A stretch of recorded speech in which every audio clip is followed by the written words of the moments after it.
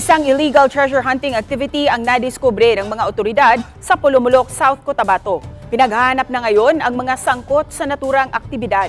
Kinumpirma ng composite team ng Menro Pulumulok na may illegal treasure hunting activity sa Barangay Palkan sa Pulumulok, South Cotabato matapos makatanggap ng report.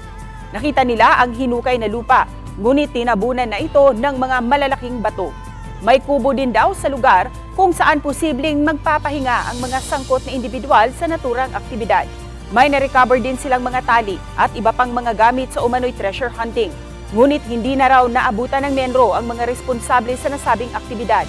Ipinaabot na raw ng Menro ang naturang insidente sa Provincial Environment Management Office o PEMO.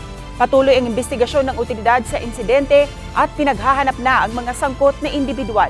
Samantala, nagpapasalamat ang Menro sa concerned citizens na nag-report sa kanila sa nasabing insidente.